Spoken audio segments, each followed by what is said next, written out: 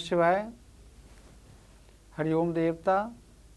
असल योग कायाकल्प में आपका स्वागत है, अभिनंदन है, बहुत आदर है। जैसा कि कल पिछले कार्यक्रम में हम लोगों ने चर्चा किया कि हम बात को कैसे कंट्रोल करें, पित्त को कैसे कंट्रोल करें और कफ को कैसे हम संतुलित करें। बात को हम कंट्रोल कर सकते हैं, मतलब अपने कब्जे में रख सकते हैं। पित्त को भी कंट्रोल कर सकते हैं, अपने कब्जे में रख सकते हैं। पित्त भोजन के प्रभाव से उसका प्रभाव घटता और बढ़ता है। वायु भोजन न करने से अथवा भोजन पेट में सड़ने से इनका घटोत्तरी या बढ़ोत्तरी होती है। लेकिन कफ का खाने पीने से इतना संबंध नहीं है जितना संबंध वायु से है, पवन से है, दिशा परिवर्तन से है। जैसे आपने सफ़र किया, यात्रा करते समय खान पान में कोई असुविधा हो गई, मौसम चेंज हो जाने के कारण कफ की प्रकृति बढ़ जाती है। तो कफ को संतुलित करने के लिए भस्त्रिका प्राणायाम, रिदम, मध्यम और उत्तम। पित्त को हमेशा के लिए कंट्रोल करने के लिए हम ईरा नाड़ी को चेतन करें, जैसा कि कल विधिवत आपसे समझाया था, कराया था, करके भी दिखाया था। ऐसे ही हम पिंगला नाड़ी को अगर हम अच्छे से चेतन कर दें तो कफ को हम संतुलित कर सकते हैं, बल्कि अपने अधिकार में रख सकते हैं। मतलब अगर आपके शरीर में शीतलता बढ़ जाए तो कफ की प्रधानता हो जाती है। अगर उस शीतलता को हम लेवल में ला दें, पित्त को और कफ को, बात को सामान्य कर दें, तो बात और पित्त कफ जो हमें तकलीफ दे रही थी या तकलीफ देने वाली थी, वो हमारे लिए सहयोगी कारक बन जाते हैं। हमारे को स्वास्थ्य के लिए बहुत ही अच्छा होता है कफ, क्योंकि कफ के बिना आप बोल नहीं सकते, कफ के बिना आप देख नहीं सकते, कफ के बिना आप सुन नहीं सकते, कफ के बिना आप सूंघ नहीं सकते, और कफ के बिना आप कुछ खा नहीं सकते। बिना लार के, बिना चिकनाई के हमारा जीवन कल्पना भी हम नहीं कर सकते। पित्त तो बहुत नीचे का तल है, वात उसके भी नीचे का तल है। जैसा कि नाड़ी महाविज्ञान में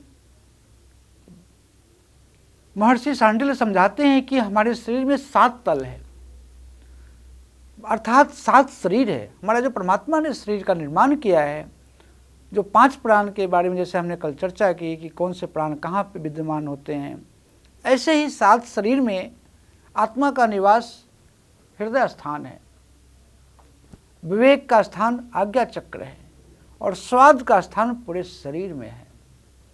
स्वाद मतलब लार, जिनको आप अंग्रेजी में सलाइवा भी कहते हैं। तो बिना कफ के, मतलब बिना लार के आपका जीवन हो ही नहीं सकता। हम कल्पना नहीं कर सकते किसी का कंठ सूखे कितना देर वो जीवित रह सकता है। इसलिए कफ नितांत आवश्यक है, लेकिन ना तो बढ़ना चाहिए ना तो घटना चाहिए। ऐसे ही पित्त बहुत जरूरी है, लेकिन नहीं बढ़ना चाहिए नहीं घटना चाहिए। ऐसे ही वायु बात बहुत ही अति आवश्यक है हमारे शरीर के लिए, क्योंकि उसी वायु के प्रेशर से हमारा शरीर ऊपर नीचे चलने का जो क्रियाएं हैं, सोचने का जो कुछ है, जो भी शरीर में कोशिकाएं हैं, जो छोटे छोटे अवयव हैं, उनका संकुचन और प्रसारण वायु से ही संभव है। तो तीनों जो बोलते हैं ना, ब्रह्मा विष्णु महेश की जो शक्ति है, वो है ईरा पिंगला सुषुम्ना। गंगा जमुना सरस्वती की जो शक्ति है, वो है ईरा पिंगला सुषुम्ना। सूर्य नाड़ी और अग्नि। सूर्य नाड़ी मतलब दाहिना स्वर, चंद्र नाड़ी मतलब बायां स्वर, और बीच का सुषुम्ना मतलब अग्नि कारक है। महर्षियों ने अपने अपने अनुभव के आधार पर बहुत विषयों के ऊपर बृहत और बहुत ही अथाह गंभीर स्थिति में पहुंचकर उन्होंने अनुभव के आधार पर चर्चा की है। अगर हम उन्हें आत्मसात करें, थोड़ा खान पान, रहन सहन, अपने आप का आदर करना शुरू कर दें, अपने आप को महत्व देना शुरू कर दें, तो निश्चित रूप से आप अपना और अपनों का ख्याल रख सकते हैं, स्वस्थ जी सकते हैं, 100 वर्ष तक की संपूर्ण आयु को भी प्राप्त कर सकते हैं। और बार बार मौसम बदल जाने से तबीयत बिगड़ जाना, बार बार डॉक्टर का चक्कर लगाना, बार बार टेस्ट करवाना इत्यादि, इन सब विवादों से, बीमारियों से, इन सब बाधाओं से आप हमेशा के लिए आप सिर्फ योग का आश्रय करके, सिर्फ नारी के बारे में थोड़ा कुछ जान करके हम इनको संतुलित कर सकते हैं, इसमें तनिक भी संदेह नहीं है। तो इसी चक्र में पीछे हमने आपसे क्रमशः समझाया था कि जो व्यक्ति बहुत ख्याल नहीं कर सकते, बहुत बिजी जीवन है आपका, मान लो टाइम ही नहीं है, 2-4 घंटे सोने को मिलता, इतनी जिम्मेदारी है, इतनी जवाबदारी है कि अपने आप को खपा दे लेकिन अपने लिए समय न निकाले, ऐसे लोगों के लिए भी क्या कोई मार्ग है, क्या कोई ऐसा अवसर है जिनको वो फिर से अपने जीवन शक्ति को बढ़ा सके, जीवनी शक्ति को बढ़ा सकते? तो हाँ, इसका उत्तर यह है कि जरूर है। इसके लिए है चक्रों का ध्यान। आप आम भाषा में सुनते समझते आए हैं कि चक्र क्या है। और कोई अंग्रेजी डॉक्टर हैं, साइंटिस्ट हैं, अगर हमारे शरीर पूरा काट करके अगर वो अपने किसी भी यंत्र से अगर शरीर में अगर वो ढूंढे कि चक्र कहाँ है, तो उनको कभी नहीं मिल सकता। लेकिन ऐसा होता है क्योंकि इसे हम महसूस करते हैं। हम कल्पना के द्वारा जरूर प्रवेश करते हैं, लेकिन वो एक कल्पना कारक बन जाती है और वो कारक सृष्टि में प्रवेश करके हमें वो अस्तित्व से हमें वो भान कराती है। और चक्रों का बहुत बड़ा महत्व हमारे जीवन में होता है। एक चक्र एक दिन के लिए कार्य करती है। इसी प्रकार से परमात्मा ने 7 दिन का 7 चक्र बनाए हैं। बड़े दुर्भाग्य की बात है कि इन 7 चक्र में से किन्हीं एक चक्र का 10 या 5% ऊर्जा में पूरे जीवन प्रयोग करता हूँ और बाकी के चक्र बंद ही रहते हैं, कभी ख्याल भी नहीं आता। अगर हम उन किन्हीं चक्रों को जागृत कर दें, अगर उन किन्हीं चक्रों के बारे में थोड़ा हम समझ रखें, थोड़ा अभ्यास करें, क्योंकि अभ्यास के द्वारा समाधि लग जाती है, तो हम अपने चक्रों को तो ठीक कर ही सकते हैं, असाध्य बीमारी को भी ठीक कर सकते हैं। जिनको बहुत सोने के लिए समय नहीं मिलता, वो कुछ देर समाधि ध्यान का अभ्यास करके वो 4, 6, 8 घंटे की निद्रा ले सकते हैं। बहुत सारे विषयों के ऊपर इस ऊर्जा को हम लगा सकते हैं, जो बहुत ही फलदायक है और 100% फल देने वाली है। इसी क्रम में आप ईरा को, पिंगला को, सुषुम्ना को समझें, अपने नारी के ऊपर विचार करें, नारी के बारे में समझें, खान पान का थोड़ा विचार रखें, आहार का ख्याल रखें, पानी पीने का थोड़ा सा ख्याल रखें। कभी भी बैठ कर के हम जल पानी का सेवन न करें, कभी खड़े होकर के भी हम कभी भोजन का प्रयोग न करें, चाहे जैसे तैसे रहने का आदत भी न डालें, कैसे भी न सो जाएं। रात को बहुत आराम से बाएं करवट ही सोना चाहिए, शरीर को पूरा ढीला छोड़ के होशपूर्वक हमें रात को सोना चाहिए और होशपूर्वक ही सुबह जगना चाहिए। प्रातः काल की वेला से लेकर सायंकाल की वेला तक हर क्षण हर पल आपका होश से बंधा हो, इसके लिए आपको स्वर विज्ञान की आवश्यकता पड़ती है। अपने श्वासों को देखें, मेरी श्वास कौन सी चल रही है। प्रातः काल से सायंकाल तक ईरा नाड़ी का प्रादुर्भाव होना चाहिए, ईरा नाड़ी का ही आश्रय रखना चाहिए, ईरा नाड़ी का ही अवलंबन करना चाहिए, मतलब बाह्य स्वर। कुछ कुछ क्षण में अगर आप ध्यान रखेंगे तो स्वतः अपने आप बाह्य स्वर चलती रहेंगी। रात्रि सायंकाल से सूर्योदय से पहले तक हम पिंगला नाड़ी का आश्रय लें। कुछ कुछ देर में नींद भी, रात को सो भी गए, अगर होश आए तो अपने नाड़ी को आप चेक करें, क्या मेरी मुद्रा तो नहीं टूट गई, क्या मेरी पिंगला नाड़ी चल रही है कि नहीं चल रही है, ऐसा चेक करें। तो कुछ ही दिनों के अभ्यास के बाद में आप पाएंगे कि आपका स्वर सिद्ध और सार्थक बन गया।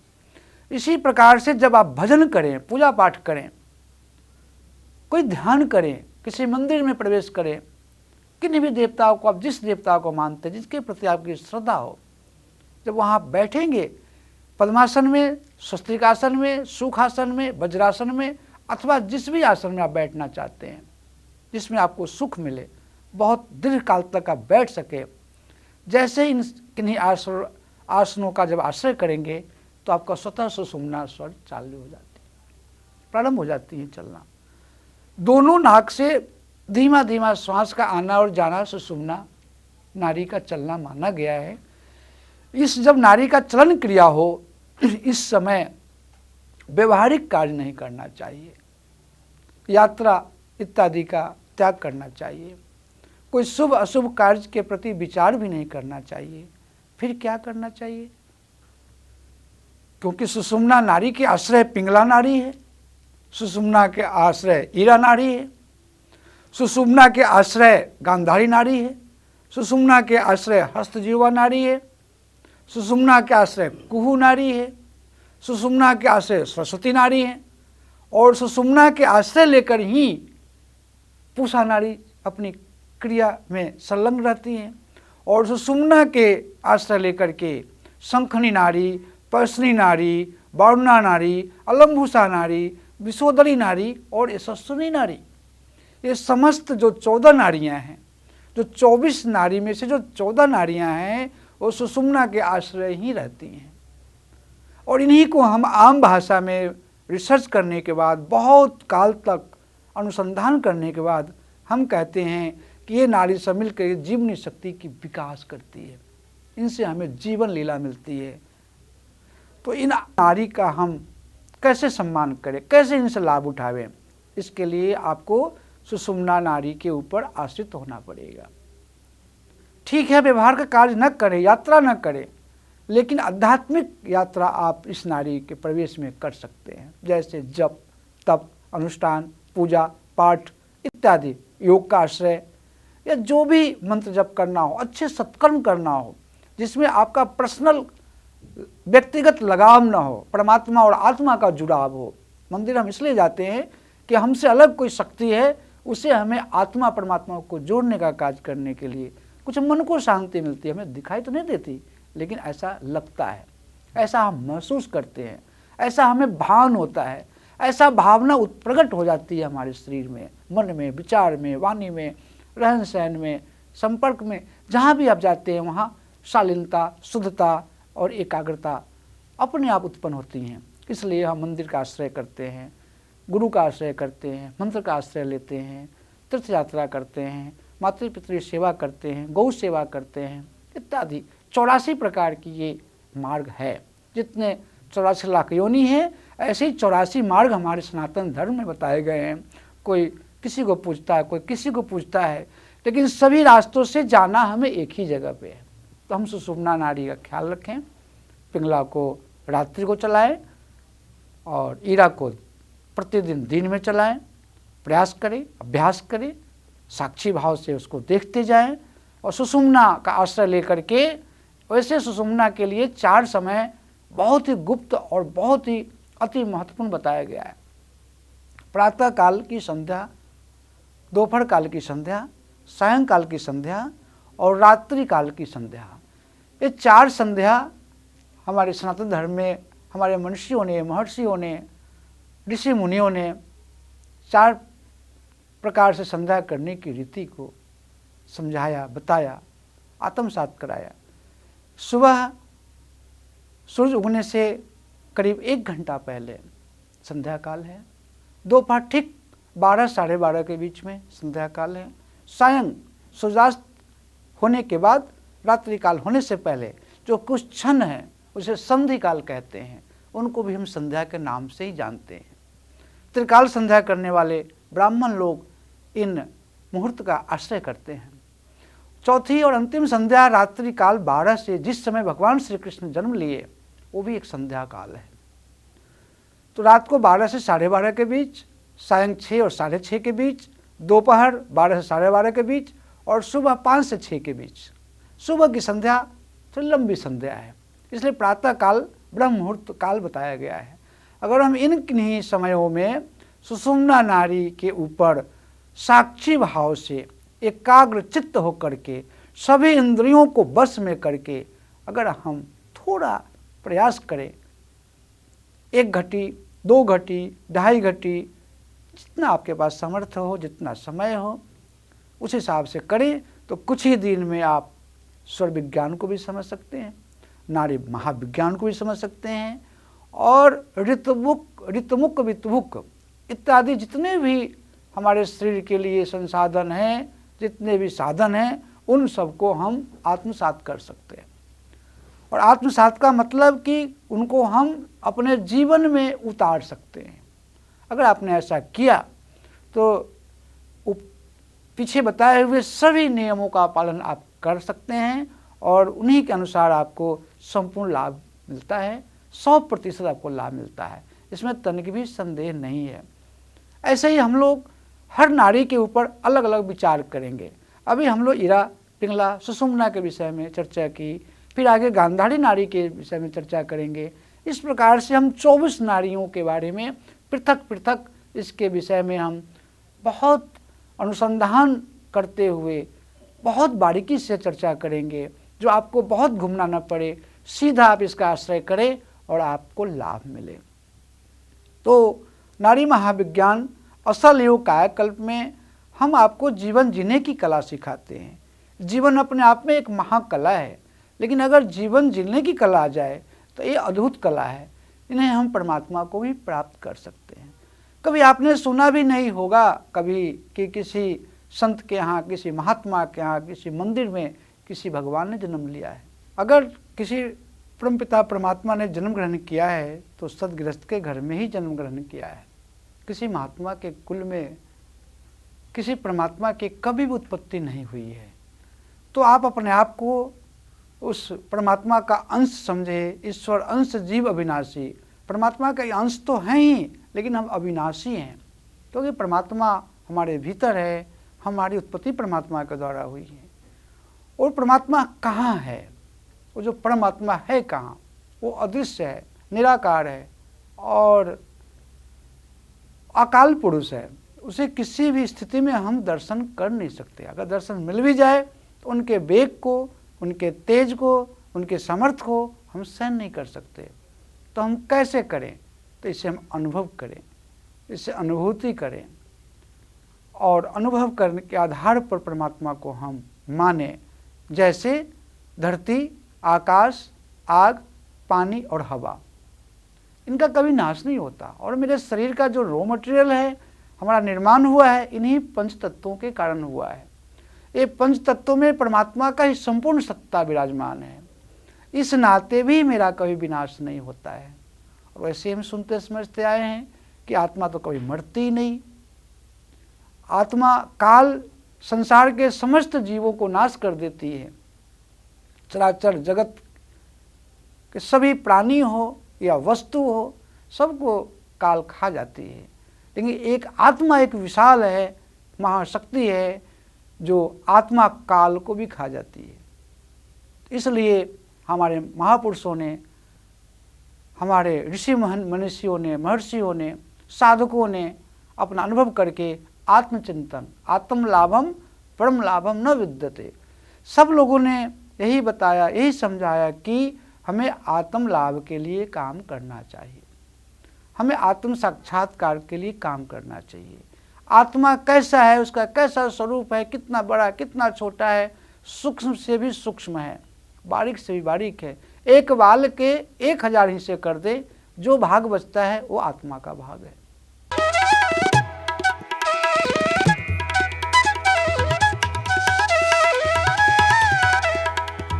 आप हमारे संतवाणी चैनल को सब्सक्राइब करें, वीडियो को लाइक करें, शेयर करें और हाँ, बेल आइकन पर क्लिक करना बिल्कुल ना भूलें, ताकि हमारी किसी भी वीडियो की सूचना सबसे पहले आपको मिले।